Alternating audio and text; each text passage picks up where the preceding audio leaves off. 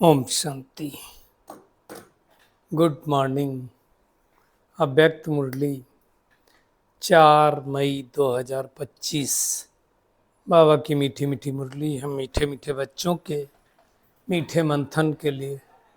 मंथन शुरू करने से पहले सर्वशक्तिमान शिव बाबा की शक्तिशाली किरणों के नीचे बैठ जाते हैं और अनुभव करते हैं कि मैं मास्टर सर्वशक्तिमान आत्मा हूँ, सर्वशक्तिमान पिता की संतान हूँ। ये मुरली अव्यक्त बाप दादा के रिवाइज कोर्स 20 फरवरी 2005 की अव्यक्त वाणी है। वाणी का शीर्षक है दिल से मेरा बाबा कहो और सर्व खजानों के मालिक बन बेफिक्र बादशाह बनो। तो आज चूंकि अव्यक्त वाणी है इसलिए बहुत पावरफुल वाणी है। अब 2005 की वाणी है, तब बाबा ने अटेंशन खिंचवाया था। तो आज भाग्य विधाता बाप दादा अपने सर बच्चों के मस्तक बीच भाग्य की रेखा दे रहे हैं। तो भाग्य विधाता कौन हो गया? शिव बाबा, बाप दादा और ब्रह्मा बाबा अपने बच्चों को भाग्य को देख रहा है। आप सोचो ऐसा भाग्य हमको कब मिलता है? तो भगवान हमारे अंदर क्या देखता है? देखो भगवान की नज़र आप देखो। हम दूसरे के अंदर देखते हैं तो क्या देखते हैं? जैसे आप कभी देखो, आप अपने लौकिक बच्चों की नज़र में को किस नज़र से आप देखते हैं? अब आप देखो भगवान देख रहा है हमें, हमें उस समय देख रहा है जब हमारे अंदर कुछ है नहीं, हम बने नहीं हैं। भगवान बनाने के लिए आया है।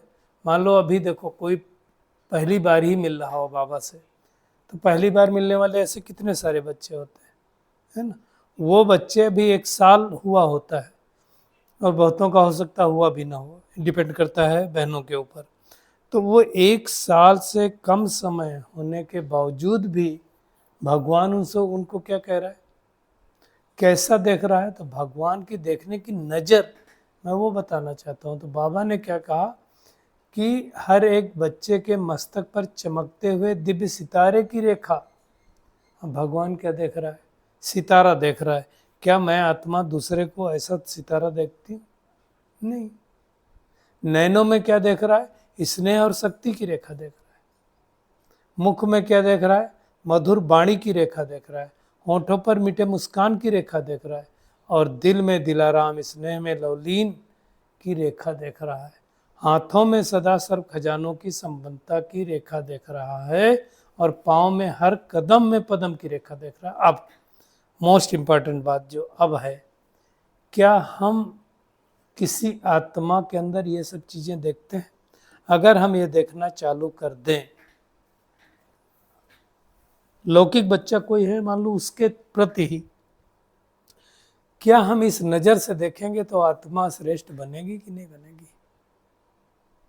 किसी को आप देखो कि ये बहुत भाग्यशाली आत्मा है, चलो एक ही पकड़ लेते हैं, इतने सारे बाबा ने बोला एक ही पकड़ लेते हैं कि सामने वाली आत्मा बहुत भाग्यशाली आत्मा है, सामने वाले का आत्मा का भाग्य बहुत अच्छा है, उसके खजाने बहुत अच्छा है।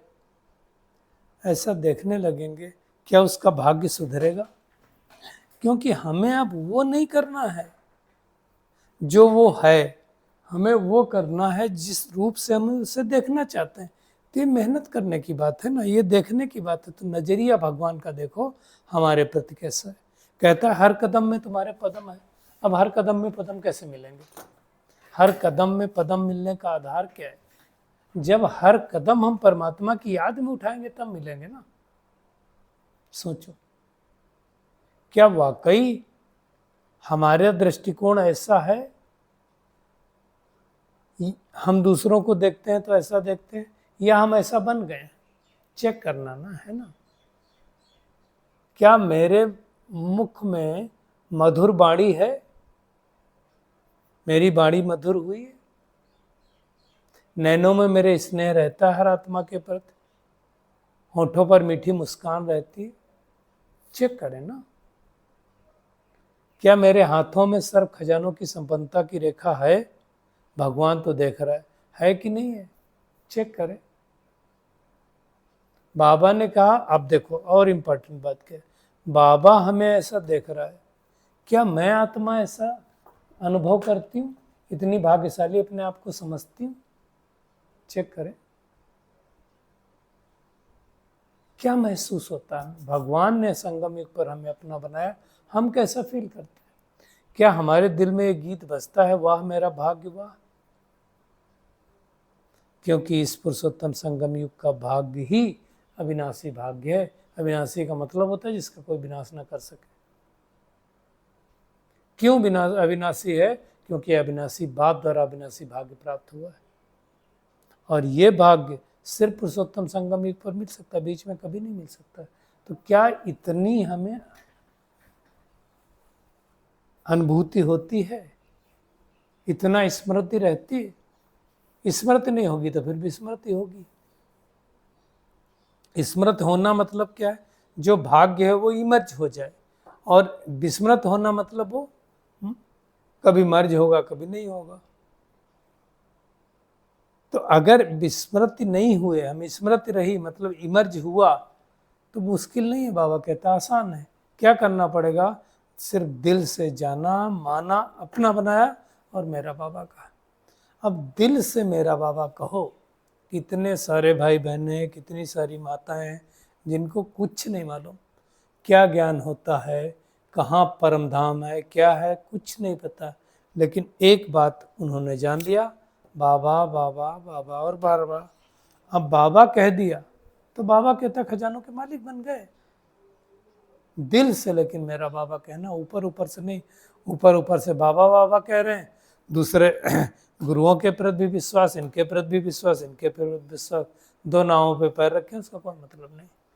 तो बाबा कहता है दिल से पहला जानना, फिर मानना, और फिर अपना बनाना। अपना बनाया मतलब अपना किसी को हम बनाते हैं तो क्या होता है, उसके कहे अनुसार चलते हैं ना। तो परमात्मा की श्रीमत अनुसार चलना पड़ेगा ना। बस एक ही शब्द में सारा कुछ आ गया, मैं बाबा का और बाबा मेरा। मेरा मानना मतलब अधिकारी बन जाना, और अधिकार कोई छोटा मोटा तो है नहीं। क्या क्या हमें अधिकार में मिलता सोचो। आत्मा का ज्ञान मिला, परमात्मा का ज्ञान मिला, सृष्टि चक्र का ज्ञान मिला, सत्य की दुनिया का ज्ञान मिला। और खाली ज्ञान ही नहीं मिला ना, हम उस दुनिया में जाएंगे। इसलिए हमारा गीत क्या है, पाना था सो पा लिया, बाकी न रहा कुछ। अप्राप्त कोई नहीं वस्तु है परमात्मा खजाने में। ऐसा अनुभव अभी करना है, वहां जाके सतयुग में थोड़ी करना है, वो अब अनुभव होगा। वैसे भी देखा जाए तो हम किन चीज़ों में ज़्यादा इंटेंगल हैं। कल एक बात हमने सुनी, बड़ी अच्छी लगी, कि किस बात के लिए हमें इतना दुख है, कितना परेशानी है। देखिए शरीर 5 तत्वों का बना है, प्रकृति के 5 तत्वों का बना है ना। जब इस शरीर को हम छोड़ देते हैं, यानी आत्मा छोड़ देती है, तो क्या होता है, इस 5 तत्वों को जब जलाया जाता है तो क्या होता है, पृथ्वी पृथ्वी तत्व में, जल जल तत्व में, वायु वायु तत्व में, अग्नि अग्नि तत्व में, और आकाश आकाश तत्व में विलीन हो जाता है, मतलब उसमें मिल जाता है। और फिर आत्मा चाह करके दूसरा शरीर ले लेती है। तो गड़बड़ कहाँ है? अगर डर लगता हो किसी को मृत्यु से, तो ये सोचे, तो मृत्यु तो कुछ हो है ही नहीं ना मृत्यु जैसा। अब हम दूसरे जगह जब जाके शरीर लेंगे तो वही 5 तत्व हमारे कर्म के अनुसार, हमारे संस्कार के अनुसार फिर दूसरा शरीर निर्माण कर देंगे। तो इसका मतलब क्या हुआ, ये मैं सोच रहा था, तो मैंने सोचा इसका मतलब ये है कि मृत्यु तो होती नहीं हमारी, नहीं होती ना। अरे वो प्रकृति के 5 तत्वों का फॉर्म चेंज होता है, फिर से फॉर्म बनता है, मृत्यु कहाँ होती है फिर। ये बात अच्छी तरह से अगर हमारे अंदर बैठ जाए कि ये शरीर रूपी मकान मिला है मुझे इसमें रहने के लिए, तो हमें कोई दिक्कत नहीं होगी। बाबा कहता है अगर संगम पर अनुभव नहीं किया ना, तो भविष्य में अनुभव नहीं हो सकता। क्यों? इसमें बहुत गूढ़ बात है। क्योंकि अगर अभी हमने अनुभव नहीं किया तो क्या भविष्य में जाएंगे उस नई दुनिया में, तो वहां कहां से अनुभव होगा? क्योंकि जो भविष्य की प्रारब्ध बनने वाली है वो कब के अनुसार प्रारब्ध कब बनती है? पुरुषार्थ से बनती है। तो पुरुषार्थ अभी का, प्रारब्ध भविष्य का। अभी पुरुषार्थ ही नहीं है तो फिर प्रारब्ध मिलेगी कहां से? तो अनुभव कब करना है? अभी करना है। और ये संगम युग का जो बाबा हमेशा कहता है, बहुत काल का अभ्यास चाहिए ना, वो इसी समय का है। अचानक, एवर रेडी, बहुत काल, ये 3 शब्द बाबा के बहुत फेमस हैं, है ना। तो बहुत काल का अनुभव चाहिए। अचानक होगा इस सृष्टि का परिवर्तन, हमें एवर रेडी रहना है और बहुत काल का एक्सपीरियंस चाहिए। अगर ऐसे हैं तो हमें बेफिक्र बादशाह दिखाई देंगे। अभी थोड़े दिन पहले बेफिक्र बादशाह की मुरली चली थी। बेफिक्र बादशाह का मतलब क्या हो गया? अलबेलापन नहीं, कि हम बेफिक्र हो गए तो ना हम घर का काम करेंगे ना सेवा का करेंगे, कुछ करेंगे नहीं, हम तो भाई बेफिक्र बादशाह हैं, हमें कुछ करना नहीं, है ना। समय पर कोई काम न करेंगे, हम बेफिक्र बादशाह होंगे, उसको बेफिक्र बादशाह नहीं बोलते। बेफिक्र बादशाह उसको बोलते हैं जो सब कुछ करते हुए किसी चीज की फिक्र ना हो, फखुर हो गया तो ठीक, और प्रयास किया, प्रयास करने के बाद भी नहीं हुआ तो भी ठीक। क्योंकि बाबा ने उस मुरली में भी कहा था, आज भी कहा, अगर मेरा बाबा कहा तो फिक्र की जो टोकरियां है ना उनका बोझ उतर गया। बाबा ने कहा था ना, फिक्र की टोकरी है या बेफिक्र हो, डबल ताज है। थोड़े दिन पहले कहा था ना, आपके सिर पर डबल ताज है या टोकरियों का बोझ है, क्या है? तो वो हमें चेक करना। बाबा ने कहा प्रकृति का खेल देखो तो भी सच्ची होकर देखो, माया का खेल देखो तो भी सच्ची होकर के देखो, बेफिक्र बादशाह होकर के देखो। सोचो, हम बेफिक्र बादशाह बने हैं क्या, या कोई फिक्र है? फिक्र है तो बेफिक्र नहीं हो सकते हैं। देखो क्या होता है, एक चीज है, बेफिक्र का मतलब यही है कि जो भी परिस्थितियां आ रही, जो भी चीजें हो रही उनको साक्षी होकर के देखो, है ना। देखो, साक्षी होकर के देखने का मतलब क्या हो गया कि ये खेल चल रहा है सृष्टि नाटक पंच पर। ये हम सब ने बहुत बार देखा हुआ है। ये प्रकृति पुरुष और परमात्मा का खेल चल रहा है। अब उस खेल में जो साक्षी होकर के खेल देखेगा उसको कोई डर नहीं लगेगा, और जो साक्षी होकर के नहीं देखेगा वो डरेगा, पता नहीं क्या हो जाएगा। आप देखो, कई लोगों का भविष्य का डर होता है, कई लोगों का संबंधों का डर होता है, कई लोगों का अपनी मृत्यु का डर होता है। डर तो बहुत सारे होते ना। और जो निश्चय और निश्चित है वो क्या सोचेगा, जो होगा अच्छे से होगा। देखो, सबसे बड़ा डर क्या होता है इस दुनिया में? हमारा खुद का या परिवार के किसी सदस्य का शरीर छोड़ देना, उससे बड़ा डर तो कोई होता नहीं। अब हमें जब ये नॉलेज मिल गई, जो पहले सुना हमने कि मैं आत्मा हूँ, आत्मा का ये प्रकृति के 5 तत्वों के शरीर में मैं आत्मा बैठ के पाठ बजा रही हूँ, तो फिर कुछ फर्क नहीं पड़ेगा। लेकिन ये पाठ इतना आसानी से पक्का नहीं होता, इसको पक्का करने में बहुत मेहनत लगती, नहीं तो अच्छे जब कोई परिस्थिति आती है तो हिलते हैं। अगर त्रिकालदर्शी हो, देखो हम सबको पता है कि क्या होने वाला है आगे। बाबा ने तो हम सबको पहले से नॉलेज दे के रखी हुई कि आज नहीं कल ये सृष्टि तो बदलने वाली है। अभी जैसे पहलगाम में हुआ, इसके बाद बहुत सारा लोगों के, दुनिया भर के, आप सोशल मीडिया पे देख लो, वर्जन्स आ रहे हैं। लोग सोचते भविष्य में क्या हुआ, भारत पाकिस्तान का युद्ध हो गया तो क्या होगा, हमारा एटॉमिक वार हो गया तो क्या होगा। बाबा कहता है अगर बेफिक्र बादशाह हो, साक्षी होकर खेल को देखते हो तो एक ही चीज होगा, जो होगा अच्छे से अच्छे होगा। क्यों? बाबा ने तो पहले से बोल दिया, खूने नाहक खेल होगा, सृष्टि बदलेगी, बहुत कुछ होने वाला है। लेकिन ये खाली कहने से नहीं होगा। एक चीज पक्का समझ लेना, ये सब होगा नहीं तो सृष्टि बदलेगी कैसे? सृष्टि बदलने के लिए कुछ ना कुछ इस सृष्टि पर तो होना है। बाबा ने कहा अगर ये चीज समझ गए तो त्रिकालदर्शी बन गए, और त्रिकालदर्शी बन गए तो हर दृश्य को देखते हुए साक्षी हो गए। पता है ना आज क्या है, कल क्या होने वाला है, तो हम जान गए, इसको नॉलेजफुल कहते हैं। क्या होना है ये तो हम सबको पता है, एक ही चीज होना है कि आगे नवयुग आने वाला है। दुनिया वालों के क्वेश्चन चलेंगे, पता नहीं क्या होगा, कैसे होगा। हम क्या कहेंगे? जो होगा अच्छे से अच्छा होगा, होने वाला अच्छा है। क्या आएगा? स्वर्णिम युग आना है ना। रात के बाद क्या आता है? देखो अभी किसी को दुनिया में पूछो, लौकिक को भी, कि अभी रात है, सुबह होने वाली है, मान लो 4 बजा हो, तो क्या बोलेगा? सुबह सूरज निकलेगा, दिन होगा, और क्या होगा। इसी प्रकार बाबा कहता है पूरे कल्प का समगंग युग है, अमृत वेला है, तो अमृत वेले के बाद क्या होगा? दिन तो आना ही है। लेकिन ये किसको? जिसको निश्चय होगा वो निश्चिंत होगा, उसको कोई चिंता नहीं होगी, वो बेफिक्र रहेगा। तो अब हमें चेक करना है कि हम निश्चिंत हैं कि नहीं। बहुत लोगों को बहुत सारी फिक्रात होती, करना नहीं चाहते कुछ, फिक्र ला दें।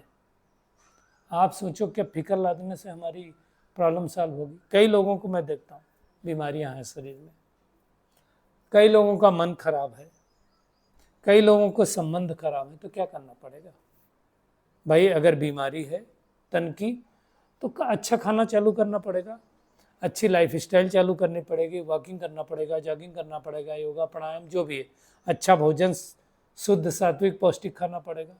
मन खराब है तो मेडिटेशन करना पड़ेगा। संबंध खराब है तो संबंधों को सुधारने के लिए हम्बल बनना पड़ेगा, माफ़ी मांगनी पड़ेगी, सारी बोलनी पड़ेगी, अपना व्यवहार बदलना पड़ेगा। लेकिन अगर हम ये सोचें बगैर किए कुछ हो जाए तो कुछ होगा नहीं। कई लोग सोचते हैं सामने वाला बदल जाए बस सब ठीक हो जाएगा, हम दूसरे को ही बदलते रहते हैं। इससे नहीं होगा। हमें बदलना है। हमें क्या चाहिए? हमें दूसरे को, अपने आप को इसलिए नहीं बदलना है कि सामने वाले को अच्छा लगे, बल्कि हमें अपने आप को इसलिए बदलना है कि मुझे अच्छा लगेगा, मुझे सुकून मिलेगा। तो वो इम्पॉर्टेंट है। और उसके लिए बाबा क्या कहता है कि हर एक बच्चा हमारा स्वराज्याधिकारी हो। राजा तो हैं, बाबा कहते राजा बच्चे तो हो, लेकिन स्व के ऊपर राज्य है। अगर स्व के ऊपर राज्य है मतलब मन बुद्धि संस्कार के ऊपर राज्य है। स्व के ऊपर राज्य है मतलब आंख नाक कान मुख त्वचा के ऊपर राज्य है। क्योंकि भगवान कहता है 63 जन्म तो तुमने बहुत मेहनत की, अब स्वराज्याधिकारी बनो। तो चेक करना है हमको कि हम कितना स्वराज्याधिकारी बने, मन बुद्धि संस्कारों के कितना मालिक बने। उसको कैसे पता चलेगा?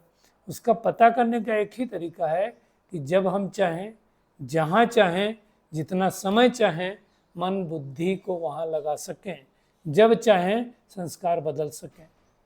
कर सकते? ऐसा नहीं हो सकता ना कि इस वस्तु के बगैर हम रह ही नहीं सकते, इस व्यक्ति के बगैर हम रह ही नहीं सकते, इस संस्कार के बगैर रह ही नहीं सकते। अभी पिछली मंडली में कहा था ना बाबा ने, मेरी तो तेज आवाज़ है। तेज आवाज़ को धीमा करने के लिए किसने मना किया? ये संस्कार आप नहीं बदलेंगे तो कौन बदलेगा?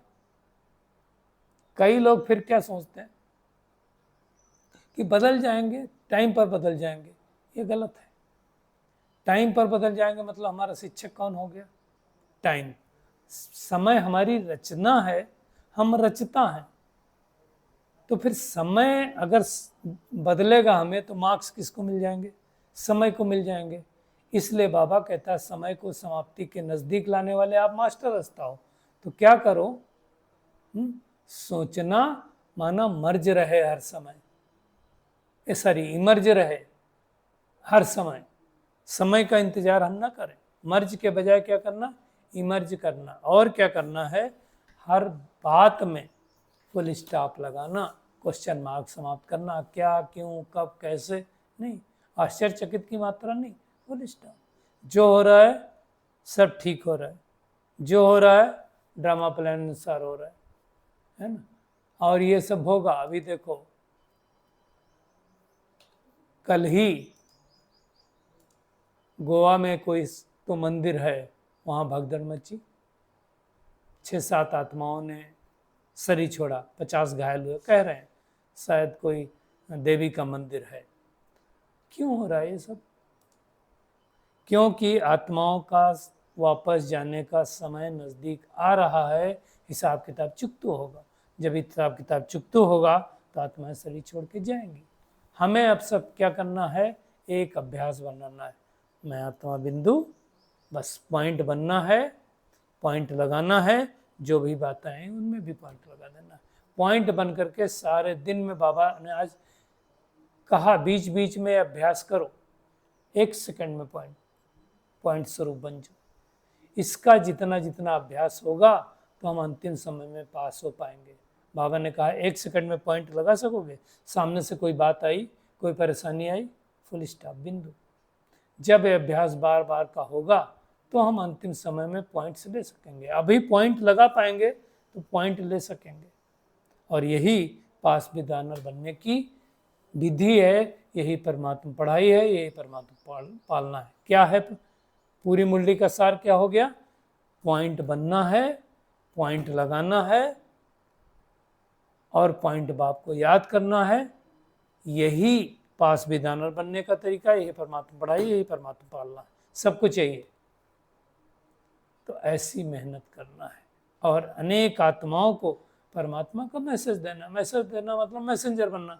दुनिया में कहते हैं ना मैसेंजर और पैगंबर, क्योंकि आत्माएं दुखी हैं, परेशान हैं, अशांत हैं, उनको दुख अशांति से छुड़ाना, यही तो मैसेज देना है। और मैसेज देंगे मतलब दुख अशांति से मुक्त होंगे तो आपको क्या देंगे? बहुत सारी दुआएं देंगे। किसी आत्मा को दुख अशांति से छुड़ा दो तो दुआएं मिलती ना, और दुआएं मिलेंगी तो हमें क्या होगा? अतीन्द्रिय सुख मिलेगा, खुशी मिलेगी। तो खुशी बांटेंगे तो खुशी मिलती रहेगी। तो क्या करना है उसके लिए? एक ही चीज करना है, बस मैं आत्मा इस सृष्टि पर मेहमान हूं और महान हूं। बस मेहमान हूं मतलब थोड़े दिन बाद जाने वाली हूं, महान हूं क्योंकि सबको देना है, सबको खुशियां बांटना, सुख देना, शांति देना, वो देते रहना और अपने फीचर से अनेकों का फ्यूचर दिखाना। यही तो करना, यही तो हमारी बात है। और उसके लिए जो बाबा ने आज एक शब्द दिया, मेरा बाबा, बस सब कुछ मिल जाएगा। आज के वरदान पे आते हैं। याद और सेवा के बैलेंस द्वारा चढ़ती कला का अनुभव करने वाले राज्य अधिकारी भव। देखिए, सेवा में हम सब बहुत बिजी रहते हैं, लेकिन सेवा के साथ साथ याद चाहिए। हर संकल्प में सेवा हो तो वैसे छूट जाएंगे। सेवा जीवन का एक अंग बन जाए। जैसे शरीर में सब अंग जरूरी है ना, बाबा कहता वैसे ब्राह्मण जीवन का विशेष अंग सेवा है। लेकिन सेवा के साथ साथ योग ना भूले। सेवा का चांस मिलना, स्थान मिलना, संग मिलना, ये भाग्य की निशानी। ऐसे सेवा का गोल्डन चांस लेने वाले ही राज्य अधिकारी बनते। अब सेवा का मतलब खाली स्थूल सेवा नहीं है, सूक्ष्म सेवा भी है। तो मेहनत करनी है। और परमात्मा प्यार की पालना का स्वरूप क्या है? सहज योगी जीवन, मेहनत का जीवन नहीं, मुश्किल का जीवन नहीं, है ना। और अव्यक्ति सारा में संपूर्ण पवित्रता की बात आई है कि हमारा संपूर्ण पवित्र जीवन बड़ी से बड़ी प्रॉपर्टी है, रैरिटी और पर्सनालिटी है। इसीलिए ऐसी आत्माओं को सभ्यता की देवी और देवता कहा जाता है। तो आज की पूरी मुरली में टेक होम यही है कि हमें पॉइंट बनना है। पॉइंट बन करके बीती बातों को भी पॉइंट लगाना है और पॉइंट बाप को आयात करना है। दिल से मेरा बाबा कहना है तो सर्व अविनाशी खजानों के मालिक बन जाएंगे और साक्षी होकर के इस ड्रामा को देखेंगे तो हम बेफिक्र बादशाह बन जाएंगे। टोकरियों का बोझ नहीं, मेरा बाबा, दिल से कहो बोझ बाबा को दे दो। संपूर्ण स्वराज्य अधिकारी बनना है। समय समीप है, बहुत कुछ होता रहेगा, लेकिन हमें क्या करना? हंस बुद्धि बन करके श्रेष्ठ निर्णय लेकर के फुल स्टॉप लगा करके आगे बढ़ते जाना है। याद और सेवा का बैलेंस रखना है। अच्छा, शुक्रिया मीठे प्यारे बाप दादा, शुक्रिया आप सभी का इस मीठे मंथन के लिए। अच्छा, ओम शांति।